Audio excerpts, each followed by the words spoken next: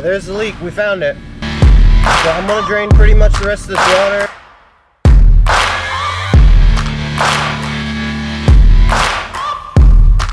So last year I had a pool pond set up outside, and it was a place for me to keep some of my larger fish, my goldfish, and some of my grow outs that got too big for the smaller tanks here in the fish room. But at the end of last year we had some bad weather, hurricanes, a couple other things, and it just kind of turned me off from having fish outside.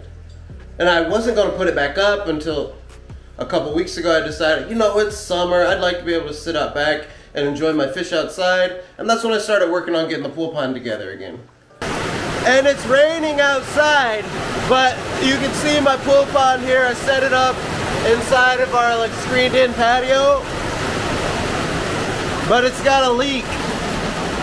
I know it's wet out here anyway, but I've got a leak somewhere on this end of the pool pond. Wow, that rain is loud. We're not shooting anything out there today. But, so yeah, I've got a leak out in the pool pond, and I patched it twice so far. And I water tested it when I put it back up this year, and I thought everything was good, and there's still a little bit of a leak. Now, last year I had it outside of the patio, so maybe I just didn't notice there was another leak I didn't patch.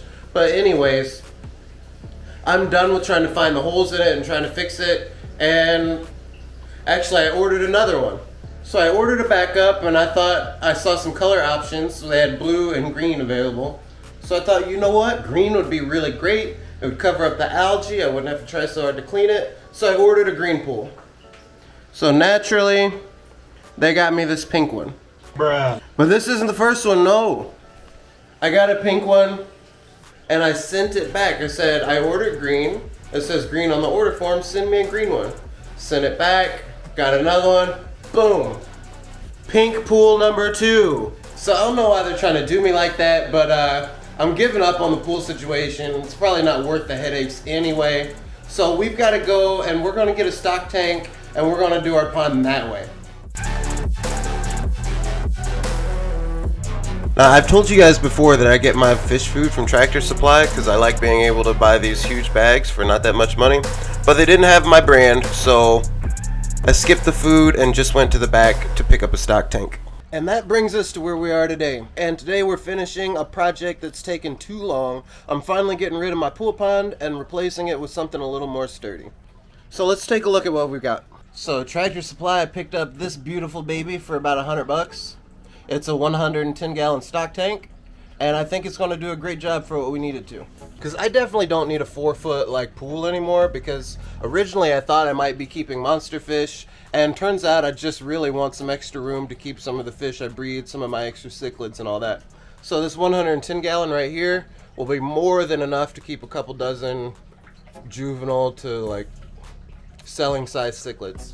So I guess the first thing we've got to do is figure out where we're going to put this thing and how we're going to get this thing out of the way. So I'll have to drain some water and get the fish out of there and get them into a little temporary spot, and then we'll get it all figured out.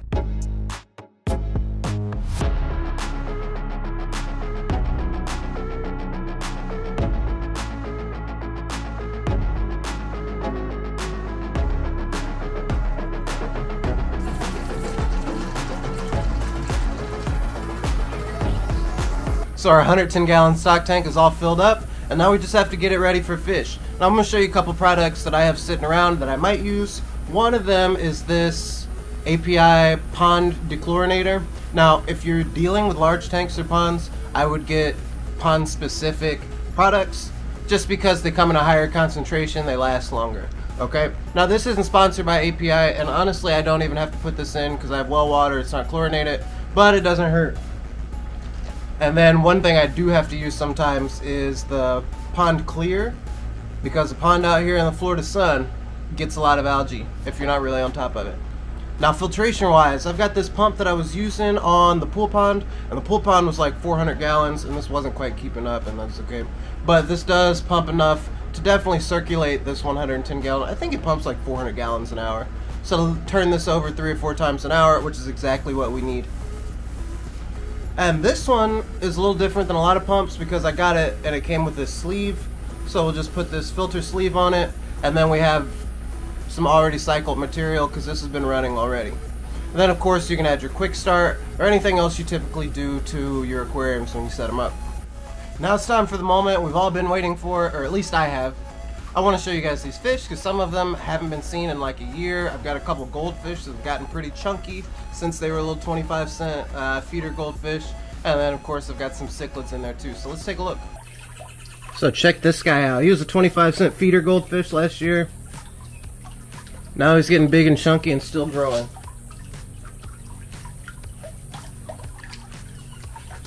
Same with this one, 25-cent beauty. This is actually a little tilapia I accidentally caught and I couldn't throw it back. So there we go. And our last goldfish. This one has some koi pattern to it. Kind of a pretty fish for 25 cents. Now bucket number 2 is my cichlid bucket. I don't have to show you these, but we've probably got a dozen, maybe 18 of these nice yellow labs. They've been doing well out here. This is a big male. A bigger male at least. A little peacock that's just about it's time for the store. Just about size for the store.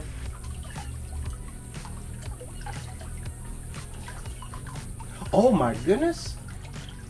This one's holding. Oh my goodness. You guys see that? She just spit eggs, so I've got to actually harvest these. Oh my goodness.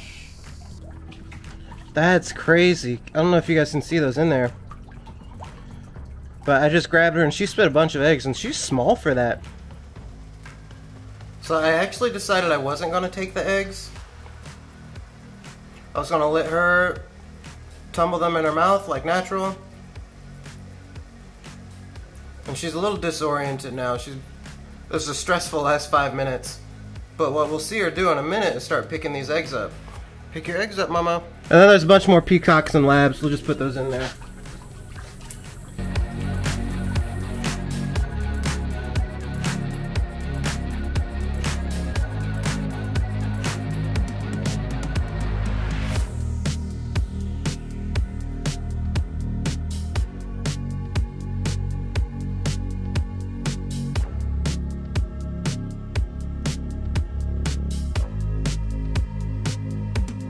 So that's it for me, guys. I think this would be a great spot to come sit and relax. It'll be a great spot for the fish and a good area for me to put fish as they start outgrowing some of my grow out tanks.